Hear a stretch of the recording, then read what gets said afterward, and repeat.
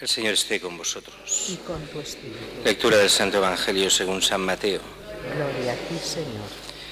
En aquel tiempo los discípulos de Juan se acercan a Jesús preguntándole: ¿por qué nosotros y los fariseos ayunamos a menudo, y en cambio tus discípulos no ayunan? Jesús les dijo: es que pueden guardar luto los amigos del esposo, mientras el esposo está con ellos. Llegarán días en que les arrebatarán al esposo y entonces ayunarán. Nadie echa un remiendo de paño sin remojar a un manto pasado, porque la pieza tira del manto y deja un roto peor. Tampoco se echa vino nuevo en odres viejos, porque revientan los odres, se derrama el vino y los odres se estropean. El vino nuevo se echa en odres nuevos, y así las dos cosas se conservan. Palabra del Señor. Gloria a ti, Señor Jesús. El Evangelio de hoy puede parecer un poco extraño, y es que hay muchas cosas que pueden parecer extrañas en este Evangelio de hoy. Primero, el hecho de que los discípulos de Juan se acerquen a Jesús. Hombre, de los primeros discípulos de Juan eran el mismo Juan apóstol y Andrés, que eran discípulos de Juan, y fue el mismo Juan el que les indica el Mesías: este es el Cordero de Dios, el que quita el pecado del mundo, y se fueron con él. Y aquí ya, yo supongo que ya es el momento en que está en la cárcel Juan, que ya no puede dirigir a estos discípulos, con lo cual se supone que son gente pues que había conocido a Juan y que seguía estos ritos penitenciales para poder prepararse a la venida del Mesías, pero tenían al Mesías delante, a Jesús, con lo cual lo lógico hubiera sido que hubieran dejado de ser discípulos de Juan y pasado al Evangelio, a Cristo mismo. Pero así todo le preguntan: ¿por qué nosotros y los fariseos ayunamos a menudo y en cambio tus discípulos no ayunan? ¿Qué hacían los fariseos con esto de los ayunos? Pues bueno, habían unos ayunos litúrgicos que eran poca cosa, tan poca cosa como nuestros ayunos, que son 2 días al año, miseria y compañía. Es una de las cosas que nos critican, y con razón, los orientales, sobre todo los ortodoxos, diciendo que hemos reducido las penitencias al mínimo, a tan mínimo que prácticamente han desaparecido. Y en parte supongo que tienen razón. Y es que 2 días al año de ayuno es realmente miseria. Aunque los judíos también tenían muy pocos días de ayuno, pero había lo que se llamaba no el ayuno oficial, sino lo que era el ayuno devocional. Y los fariseos cumplidores hacían 2 días de ayuno a la semana. Hemos de pensar que esto la Iglesia lo continuaba. En los primeros siglos se hacían 3 días de ayuno cada semana. 2 días que eran de ayuno penitencial y otro día que era el ayuno propio de la celebración eucarística. Si se iba a un banquete, no se podía ir habiendo comido al banquete, se comía en el banquete. Y el banquete eucarístico pues se iba en ayunas. Y así el sábado era día de ayuno, porque recordemos que hasta el edicto de Milán pues no hay, hasta el siglo IV, el domingo se trabaja y se celebra la Eucaristía cuando empieza el domingo, el sábado por la noche. En la mentalidad judío-cristiana, cuando se acababa la luz del sábado, era ya el domingo.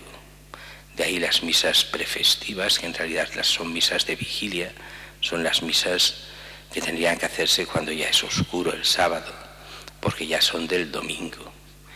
Igual que, bueno, dejemos que si no me pongo a criticar, dejemos así. Entonces, este ayuno se mantuvo hasta el concilio, prácticamente hasta poco antes del concilio, cuando sabéis que no se podía comulgar desde medianoche del domingo hasta la comunión no se podía comer nada, era ayuno.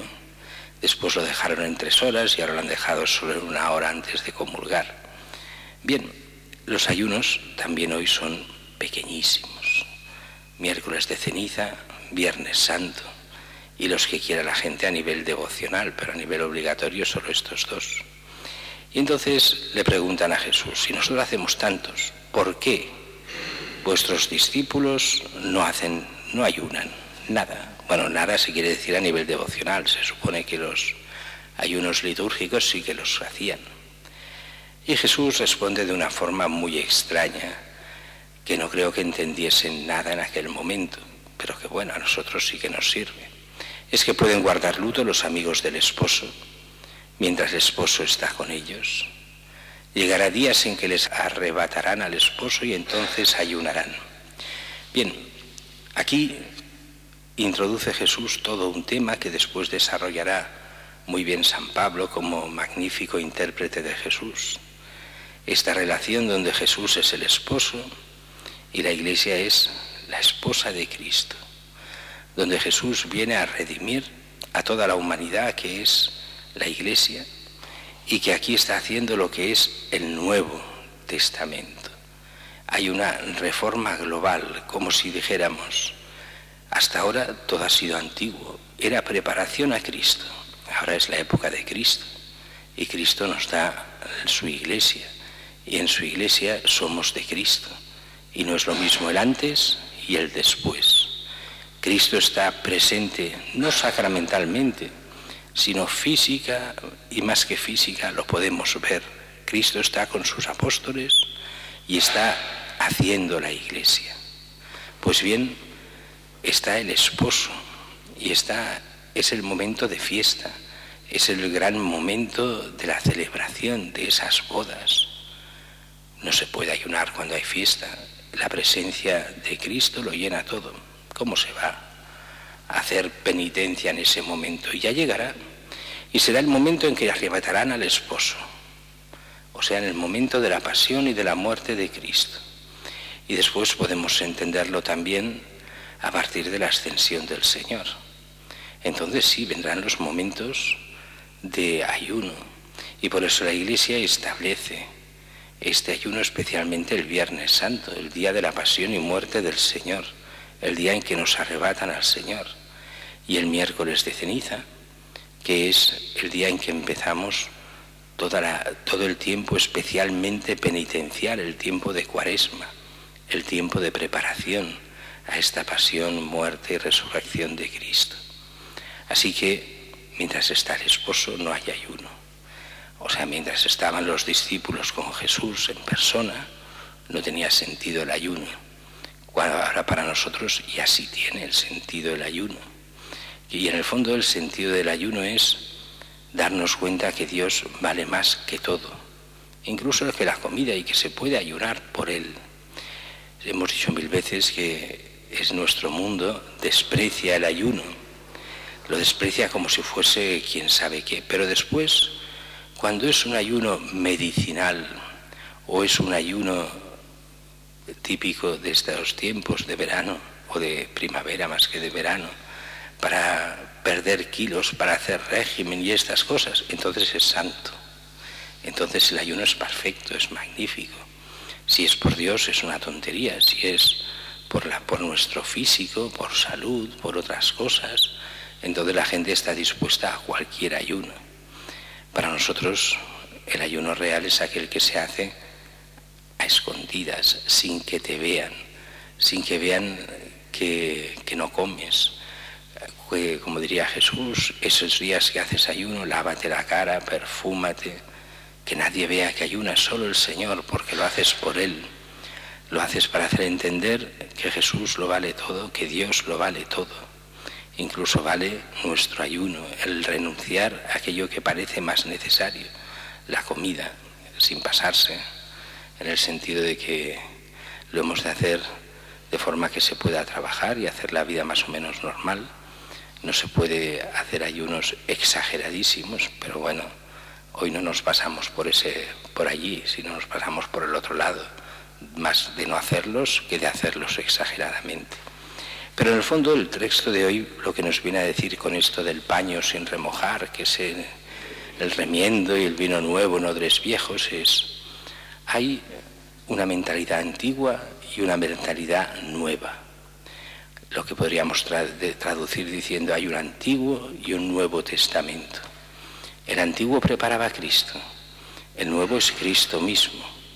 No se puede vivir en cristiano con la mentalidad del Antiguo Testamento. Vino nuevo, odres nuevos. ¿Y cuál es la mentalidad del Antiguo Testamento? El cumplimiento de la ley. Tú cumples la ley y eso es suficiente. En el Nuevo Testamento es otra historia.